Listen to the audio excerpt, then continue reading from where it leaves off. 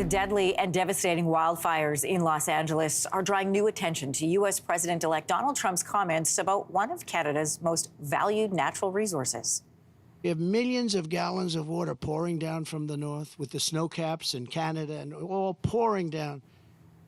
And they have essentially a very large faucet. So President-elect Donald Trump says water from Canada could be diverted to California to reduce water shortages. Now, this is raising concerns over how Canada is protecting currently its water supply. For more this morning, we are joined from Calgary by Tricia Stadnik. She's the Canada Research Chair in Hydrologic Modeling at the University of Calgary. Thanks for joining us so early this morning. Oh, it's my pleasure. All right, experts say they think Donald Trump is talking about the Columbia River. So just to give everybody a reference point here, the 2,000-kilometer-long river starts in BC. It then flows through Washington and Oregon before it ends up in the Pacific Ocean, where is this very large faucet that Trump is referring to, and who controls it? Yeah, so actually there is no faucet at the moment. What he's referring to is the fact that the power of the river, the water in the river, could be harnessed before it reaches the Pacific Ocean. He would do that within American territory, not within Canadian territory.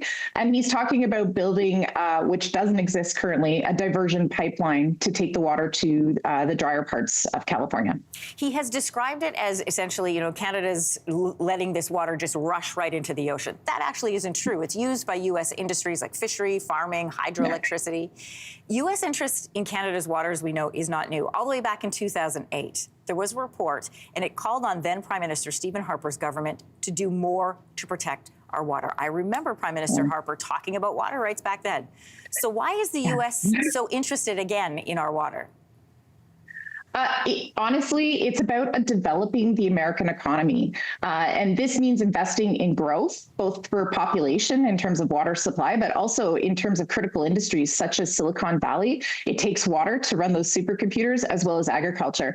And we have more of it than we can use just by sheer population ratios between Canada and the US. And he's looking at it as an opportunity. And this is a geopolitical storm that's created by a vulnerability in our own federal water policy or lack thereof that he's trying to exploit at a critical time where the Columbia River Treaty, the river that he's talking about, is already under negotiation between Canada and the U.S. I guess I'm curious to know then, what are our vulnerable points when it comes to protecting water?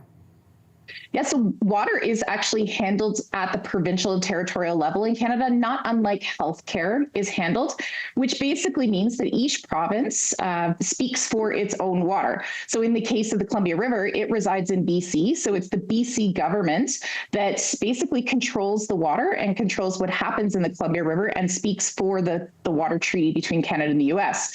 Canada urgently needs a national priority, policy, directive, and mandate in order to be able to deal with water at the federal level when it comes to federal politics such as the U.S. being interested in our transboundary water. I want to ask you about Trump has only doubled down on these 51st state comments. This is ahead of his inauguration, happens next Monday, as a reminder to everybody. What role do our natural resources, like water, play into that? A huge role from my perspective. This is a play for power, not only in terms of access to water, but access to resource in total. And it's linked to the Greenland comments, and it's also linked to the fact that the Trump administration is well aware, even though they don't have policy on climate change, that climate change is opening up new opportunities for them in the Arctic. And there's a wealth of resources in the Canadian Arctic that they're interested in. Fascinating conversation, and the time is ticking to have the treaty updated. I mean, we've got a week left, so are you hopeful that this will happen before he takes office?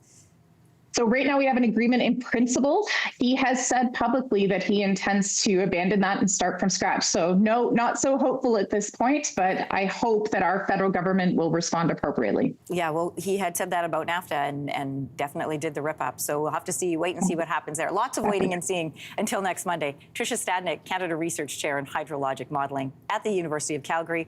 Great conversation this morning. Thank you. Thank you. If you liked that video, make sure to subscribe to the Your Morning YouTube feed, where you can find all kinds of new content posted every weekday morning.